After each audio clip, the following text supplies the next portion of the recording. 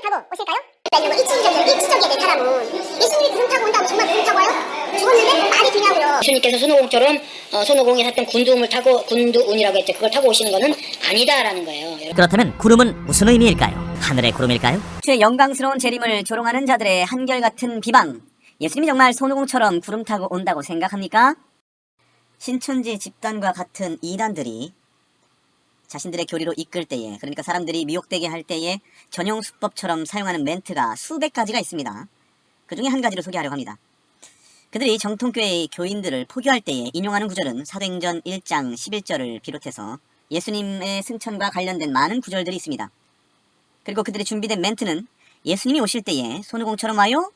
라는 것입니다. 그리고 예수님께서 모든 사람들이 다 볼 수 있게 공개적으로 오신다고 하신 목사님, 예수님께서 손오공처럼 머리카락이라도 뽑아 분신술로 온 세계 하늘에 동시다발적으로 나타나시는 걸까요?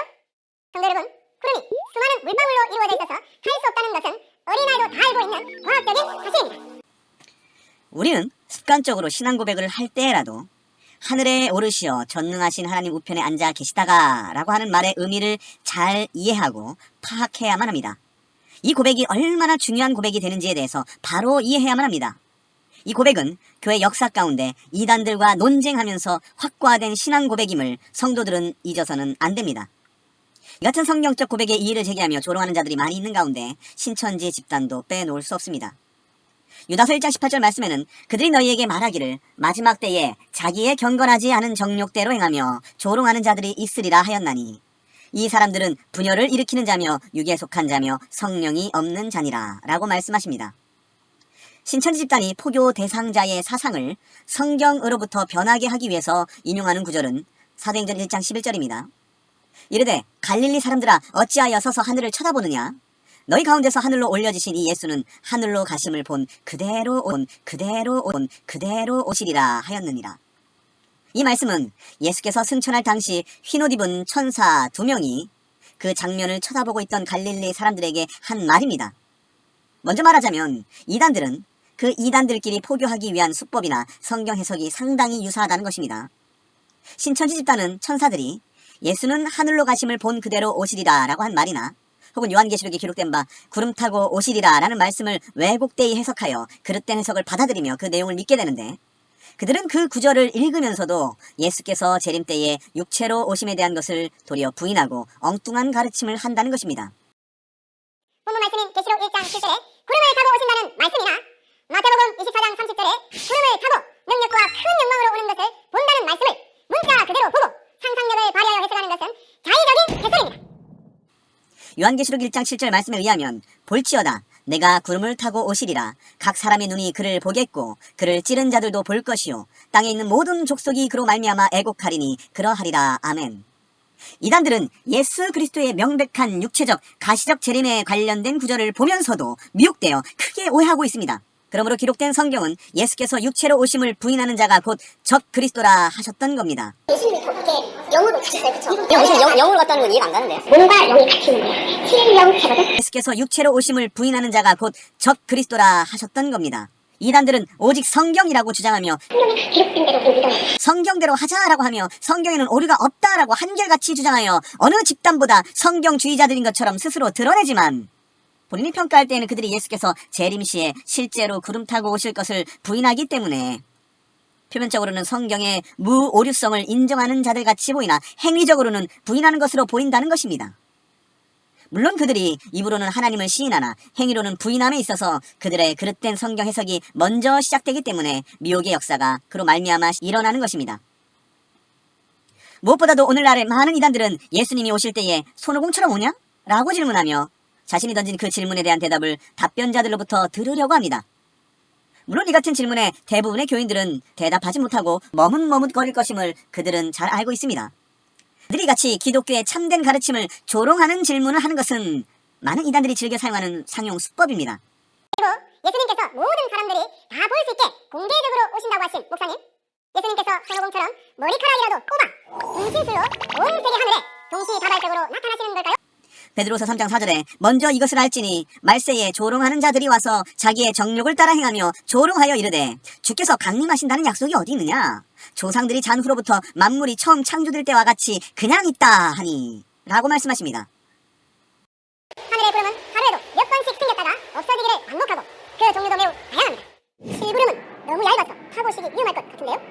양떼구름은 사이즈가 너무 작아 불편하실 것 같고요. 그렇다면 높고 넓은 뭉게구름을 타는 것이 가장 안전할 것 같은데요. 그런데 비라도 오게 되면 구름이 다 피가 되어 내릴 텐데 우리 주님의 안전을 위해 장마철은 피해서 오시라고 기도라도 해야 되는 겁니까? 어떤 구름을 타고 오시는지도 모르는데 예수님의 재림을 간절히 바라는 신앙인들은 하늘의 구름만 쳐다보고 있어야 하는 것일까요?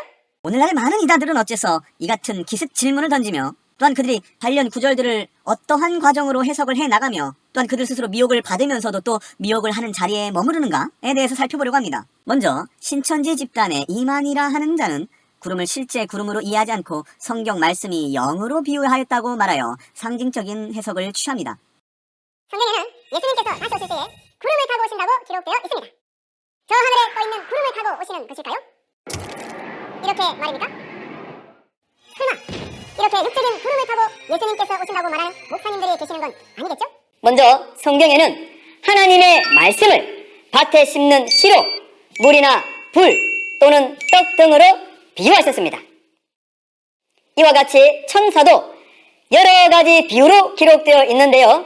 하나님께서 천사를 통해 심판하실 때는 천사를 바람이라 비유하셨고 하나님을 보필하는 역할을 할 때에는 수레나 병거라고 비유하십니다.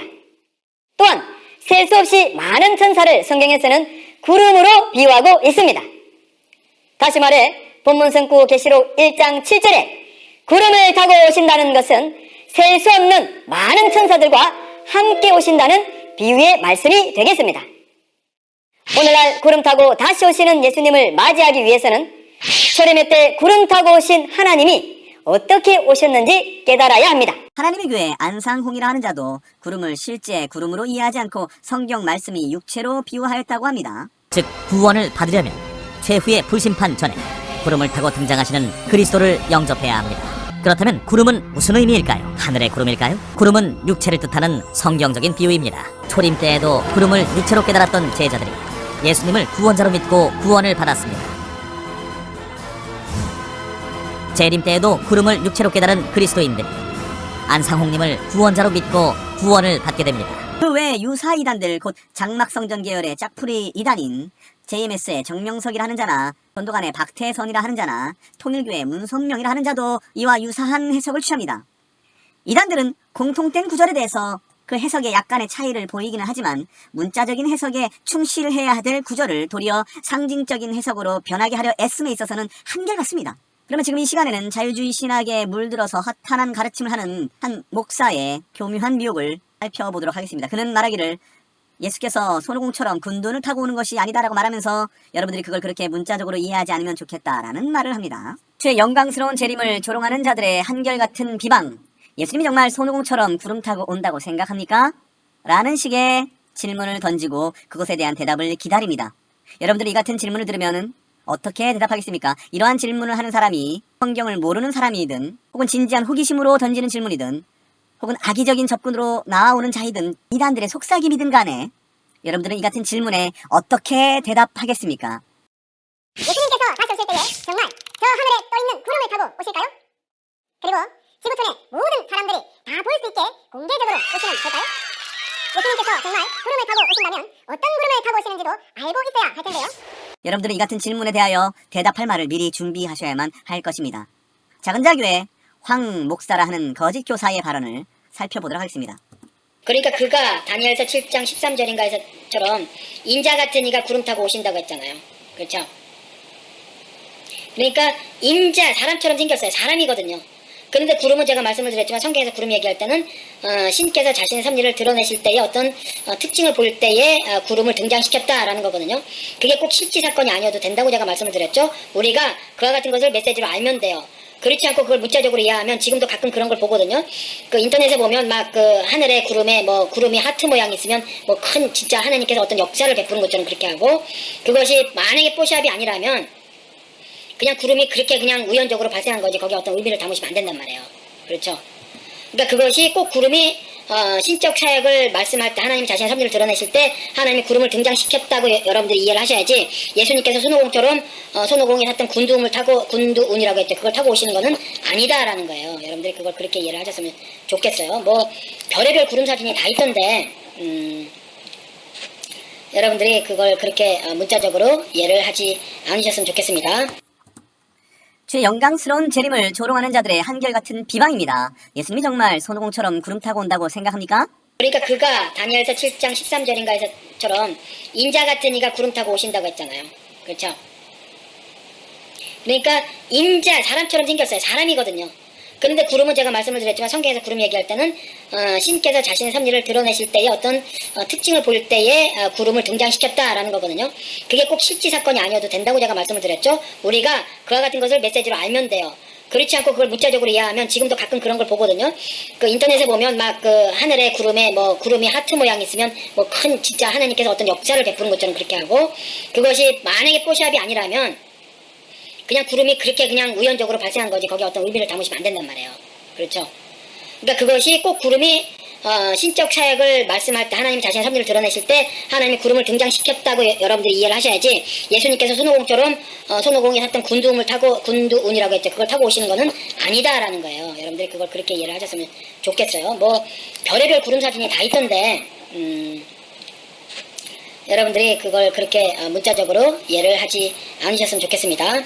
이런 거 이치적이야 내 사람은. 예수님이 구름 타고 온다고 정말 구름 타고 와요? 죽었는데 말이 되냐고요. 예수님이 죽었다고요? 예수님이 돌아가시고 나중에 올 때 사도행전에 구름 타고 온다고 하잖아요. 네. 내가 본 대로 온다고. 네. 그 예수님이 이렇게 영으로 가셨어요. 그쵸? 이거 판사니까 말 나눴을 때 이거 무슨 영으로 갔다는 건 이해가 안 가는데 왜 영으로 가세요? 예수님이 처음에 돌아가셨다 어떻게 후원해주세요? 네, 부활하셨잖아요. 후원해주세요. 그 다음 어떻게 했어요? 부활이 살아나셨다는 건데 그래서 구름 타고 산채로 올라가셨잖아요. 그러면서 다시 오신다고 하셨잖아요. 그렇죠. 네, 그러니까 이제 그 날을 알죠. 저 알아요. 성경. 그거 알아야죠. 그거 알아야죠. 우리 이거 진짜 몸에서 나눠요. 여기는 조금 대화 안 되네. 우리 대화 안 되면 아예 안 해요. 왜냐면 해봤자 좀 이상하니까. 부활이 없으면. 근데 아니 아까 전 그러니까 궁금한 게 예수님이 죽었는데 어떻게 구름 타고 오냐면 이런 얘기를 하셔가지고 제가 그 때문에 그런 거예요.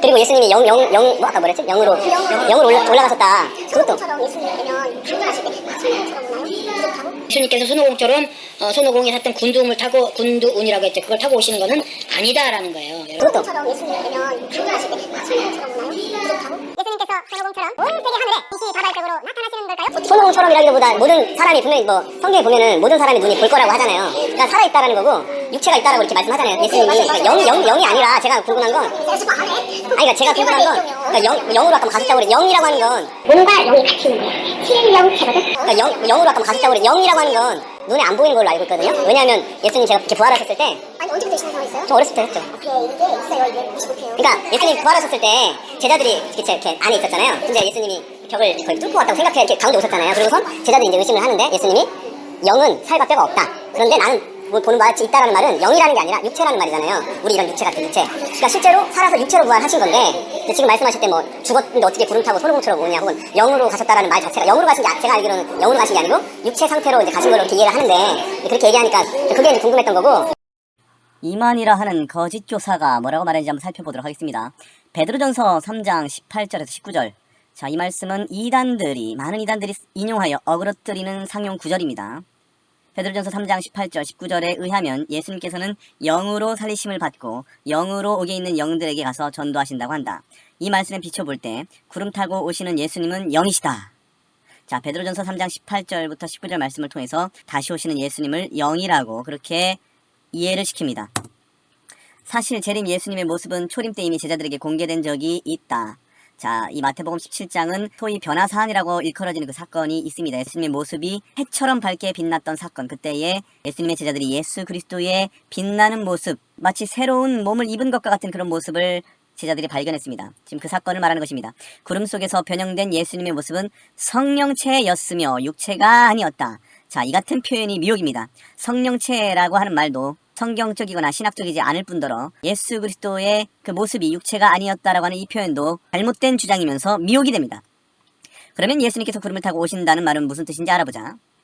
하나님께서 임하실 때마다 동반된 구름은 성령의 강림하심을 뜻한다. 하나님께서는 빽빽한 구름 가운데서 출애굽한 모세와 이스라엘 백성에게 말씀하셨고 구름 속에서 초림 예수님에게 말씀하셨다. 즉 구름은 하나님의 영광을 상징한다. 하나님의 영광이 나타날 때에 구름이라고 하는 표현을 썼다. 이런 식으로 이해를 시키는 겁니다. 마치 변화산 사건에서 구름 가운데 예수님께서 나타나신 것처럼, 또한 출애굽기에 영광의 구름 가운데 하나님께서 이스라엘 백성들에게 나타나셨던 것처럼 이 구름이라고 하는 것은 영광을 나타내는 것이다 라는 식으로 해석을 하는 겁니다. 이로 보건대 주께서 구름을 타고 오신다는 것은 영으로 오신다는 뜻이다. 곧 요한계시록 1장 7절이나 사도행전 1장 10절 11절 그리고 마태복음 24장 30절에 예수께서 오신다라고 할 때 구름을 타고 오신다고 하셨는데, 구름을 타고 오신다라고 하는 말씀은 구약성경이나 신약성경에 하나님의 영광, 곧 영이신 하나님께서 영으로 오신다라는 뜻이다 라고 그렇게 가르치는 겁니다. 좀 전에 언급했던 베드로전서 3장 18절과 19절 말씀을 상기시키면서 이 같은 가르침을 한다라는 것입니다. 요한복음 4장 24절에 하나님은 영이시라고 말씀하십니다. 그러니까 이 사람은 영이신 하나님께서 초림 예수님과 함께 하셨듯이 영으로 오시는 재림 예수님은 사도 요한의 입장에 있는 목자와 함께 역사하신다. 신천지 집단은 사도 요한에 관련된 교리가 있습니다. 요한계시록을 사도 요한이 기록했는데, 결국 에스겔서에서 두루마리 곧 하나님의 말씀을 받아먹은 사람은 에스겔 자신이 아니라 그가 환상 가운데 그것을 체험하였기 때문에 타인을 대상으로 그러한 환상을 목격한 것이고, 마치 자기가 실제로 그 두루마리를 먹은 것처럼 하였지만 실제로는 에스겔 자신이 먹은 것이 아니라 훗날 다른 사람이 먹었다라고 하면서 그 말씀을 받아먹은 자가 예수님이시고 또한 사도 요한이다 라는 어그러진 가르침을 하는 것입니다.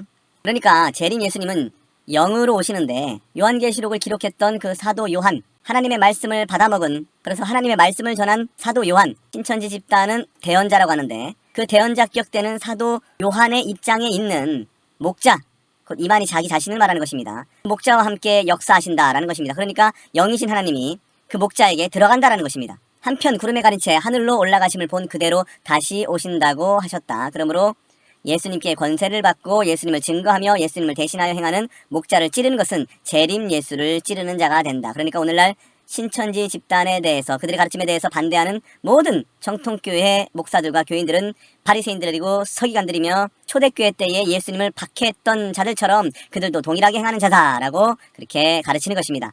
다시 한번 살펴보면 구름 타고 오시는 예수님은 육체의 상태로 온다라고 그렇게 가르치는 것이 아니라 영이다라고 하면서 베드로전서 3장 18절과 19절에 대한 어그러진 해석을 합니다.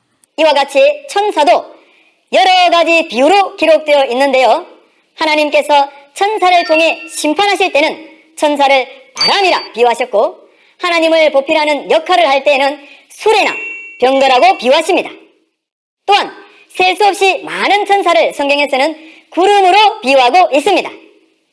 다시 말해 본문 성구 계시록 1장 7절에 구름을 타고 오신다는 것은 셀 수 없는 많은 천사들과 함께 오신다는 비유의 말씀이 되겠습니다. 오늘날 구름 타고 다시 오시는 예수님을 맞이하기 위해서는 초림의 때 구름 타고 오신 하나님이 어떻게 오셨는지 깨달아야 합니다.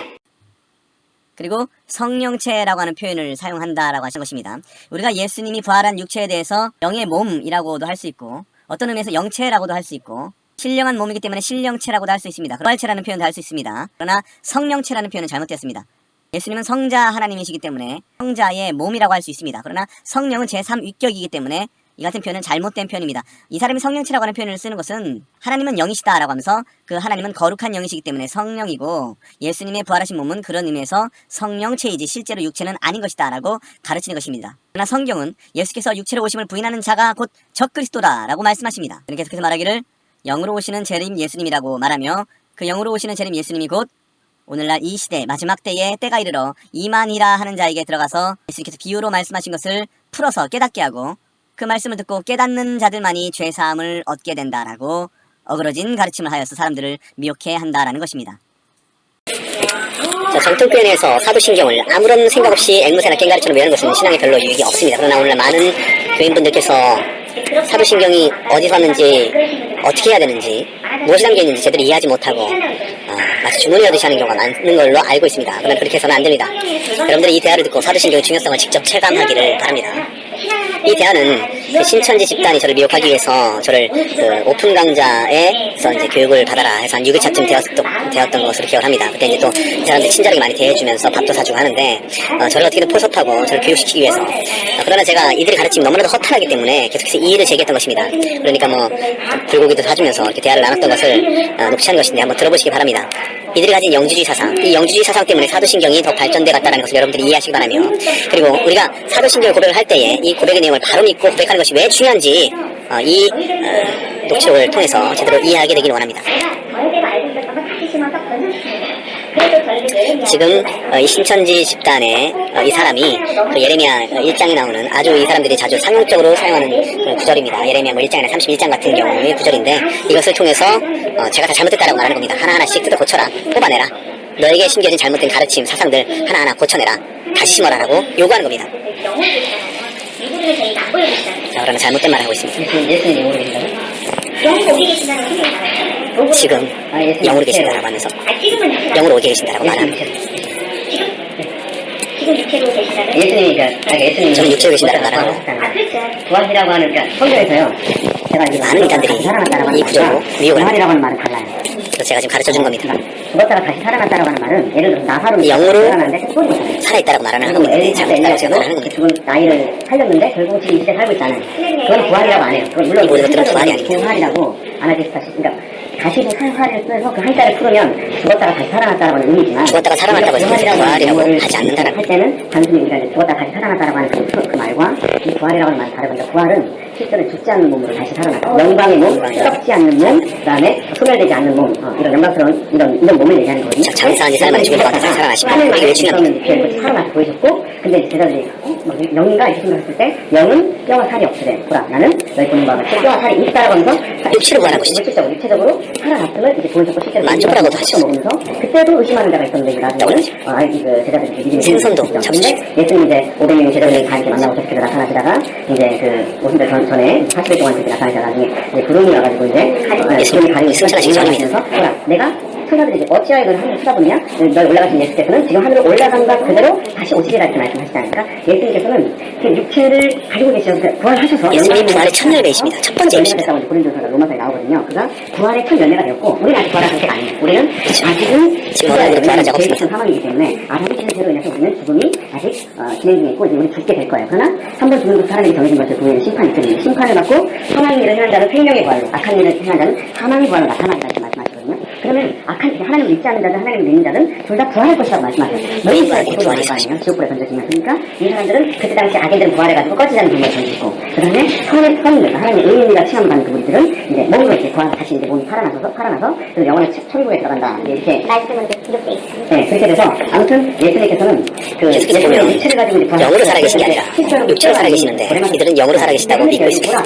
예수께서 하나님 보자 우편에 서주시는 보라라고 말씀하셨거든요. 하나님 우편에 계시면서 스테반이 보노라라고 말했습니다. 인간의 눈으로는 영이라고 하는 것은 믿을 수가 없거든요.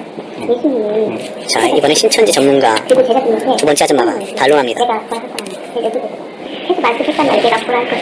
그치? 근데 나중에는 예수님이 정말 부활했어. 그래서 삼촌 말대로 이 위에는 사도신경, 같이 먹고 사귀는 예수 그리스도 부활과 성도의 부활이 기록되어 있습니다. 예수님 귀신인 줄 알았더니 귀신이 아니야. 육체의 오신 것을 시인하는 영마다 같이 먹었단 말이야. 하나님께 속한 것이다 라고 예수님이 말씀하십니다. 어떻게 돼 나중에는 내가 다시 첫 얘기하고 올 거만 보고 예수님의 부활이 인정되지 않으면 성도의 부활도 없다라고 맞는데 요한복음 말씀하시고 소망도 없다고 말씀하십니다. 예수님이 보니까 내가 그 예수님이 영으로 갔는데 어떻게냐 이거 봐. 몸과 영이 같이 있는 거야. 칠령체거든. 그러니까 영으로 아까 가셨다고 그랬지. 영이라고 하는 건 몸과 영이 같이 있는 거야. 칠령체거든. 영도 신령체라고 하는 용어를 사용합니다. 칠령체로 계신 거야. 신령체라는 말은 이제 이런 용어를 사용합니다. 신령체, 성령체, 영체 이런 용어. 그치? 나타날 때. 그리고 먹을 때는 뼈도 다 만져봤단 말이야. 뼈란 말이야. 육신이었단 그들이 말이야. 허탄한 사상을 전하기 위해서 이런 용어를 이용하는 것입니다. 모든 거 할때 영이란 말이야. 그래서 우리가 그것을 신령체라고 하잖아. 우리가 그 부분에 대해서는 나중에 기회 되면 자세하게 설명해드리겠습니다. 말로는 형용할 수 없는데 그때 육체가 아니라고 말하기 위해서 이런 용어를 내가 사용하면서 예수님을 봤잖아. 내가 영의 상태를 가졌다라고 하는 지을까 이렇게 했을 때 그가 가르침을 하고 사는 예수님 모습 보여줬잖아. 세계를 지을까 했을 때 예수님 보여줄 때 예수님 어떻게 빛났잖아. 그치? 모습이 알죠? 네. 배영대가 네. 그게 바로 신령체라고 그러거든요. 배영대 모습. 맞아. 사실 나타났단 말이었어요. 내가 그러니까 예수님이 육과 영을 이것을 평생 여러분들 명심해야 됩니다. 부활은 너무나도 중요한 것입니다. 그리고 그 가운데서 육체적 부활을 개미로 머리를 반드시 기억해야 합니다. 이것을 잃어버리면 이단이 쉽게 떨어지는 것입니다. 더 이상 상상할 수 없는 성경에 기록된 대로 우리 믿어야 돼. 성경에 기록된 대로 믿으셔야 되는데 예수님의 모습이 그치? 저한테 제가 자꾸 그때 잘못했다고 몰라봤단 말씀하시고 말이야. 알잖아.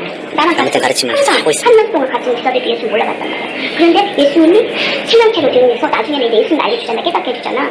그래야지 지금 예수님은 영과 육이 성경 말씀에 근거한다면 신령체인 거야. 영인데도 신령체의 모습. 육신으로도 올 수도 있고 우리가 같이 신령의 모습으로 돼 있다고 성경이 그럴 때 우리는 거기까지만 믿어야지 된다.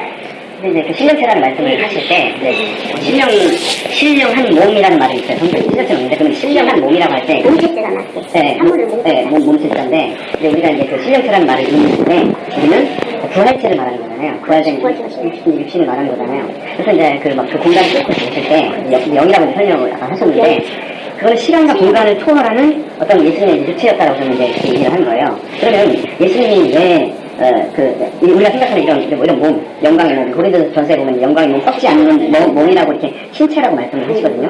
그런 몸으로 이제 올라갔다라고 이제 그렇게 이제 이해를 하는 거죠. 그래서 보통 이제 영의 부활이라는 이제 이런 말을 쓰는 사람들이 간혹 있는데 저는 이제 왜냐하면 영이라고 하는 건요 죽는 게 없어요. 왜냐하면 한 번 창조한 순간 영원토록 이제 죽지 않아요. 왜냐 인간은 하나님의 형상들을 만들었기 때문에 하나님의 형상이라는 것은 영원성을 가지고 있잖아요. 그렇기 때문에 죽지 않아요. 아니 어떻게 성경보다 하나님은 당연하죠. 네, 그래서 죽지 않으면 영의 부활이라는 말 자체가 잘못된 말이거든요. 왜냐하면 영이 만약에 죽으면 다시 부활이라고 하는 말이 거기에 접목시킬 수 있어요. 왜냐하면 영이 만약에 죽지 않는다면 죽은 영이 어떻게 다시 살아나요? 영은 그냥 원래 존속하는 건데 계속 살아있는 거잖아요. 그래서 우리가 죽는 건 영이 아니고 이 안에 있는 영이 아니고 육체가 죽는 거예요. 그러면 우리가 부활이라는 말을 쓸 때 항상 육체의라고 하는 가로가 생략되어 있는 거예요. 육체가 부활했다. 그래서 왜 예수님이 부활했다 혹은 성도들이 나중에 신체가 몸이 부활해요. 너희가 영광의 몸으로 부활할 것이다. 성경에 보면 육체의 몸으로 육체적인 몸으로 부활할 것이다. 그래서 부활이라고 하는 용어는 단 한 번도 제가 알기로는 그래서 부활이라는 용어를 잘 찾아보거든요. 헬라어로.